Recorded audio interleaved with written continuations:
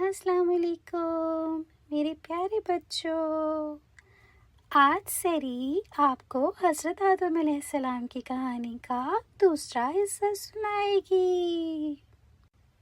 پچھلی کہانی میں ہم نے دیکھا کہ اللہ میاں نے حضرت آدم کو مٹی سے بنایا اور انہیں علم کی دولت سے مالا مال کر دیا۔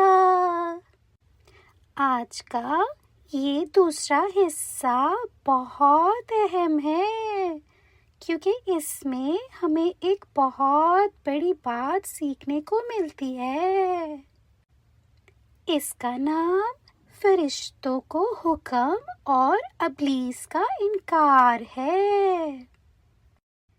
تو چلو اپنی جادوئی کتاب کھولتے ہیں اور کہانی شروع کرتے ہیں۔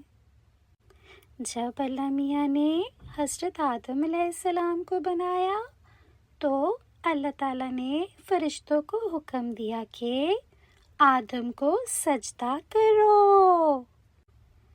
سب فرشتوں نے فوراً اللہ تعالیٰ کا حکم مانا اور حضرت آدم علیہ السلام کو سجدہ کیا۔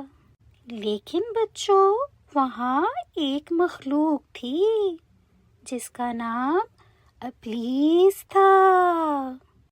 وہ جنات میں سے تھا۔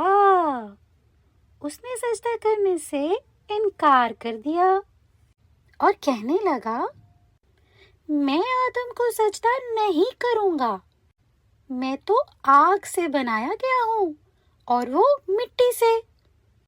اس کی اس بات سے اللہ میاں اس سے ناراض ہو گئے اور اللہ میاں نے اسے سختی سے کہا، جنت سے نکل جاؤ، اے ابلیس، تم پر لعنت ہو اور قیامت تک تمہاری سزا رہے گی۔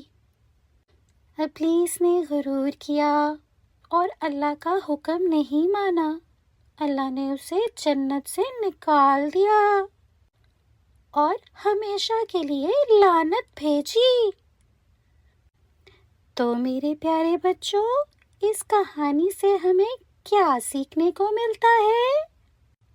ہمیں یہ سیکھنا چاہیے کہ غرور اور تکبر بہت بری چیزیں ہیں۔ یہ نہ صرف ہمیں دوسروں سے دور کر دیتی ہیں بلکہ اللہ بھی ایسے لوگوں سے ناراض ہوتا ہے۔ تو ہمیشہ عاجزی اختیار کرو اور اللہ کا حکم مانو، یہی اچھی زندگی کا راز ہے۔ آج کے لیے اتنا ہی بچوں۔ اگلے حصے میں ہم حضرت آدم کی کہانی کا مزید دلچسپ حصہ سنیں گے۔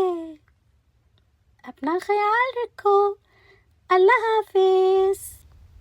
اگر آپ کو میری ویڈیوز پسند آ رہی ہیں تو میرے چینل کو لائک، شیئر اور سبسکرائب کرنا مت بھولیے۔ Thank you.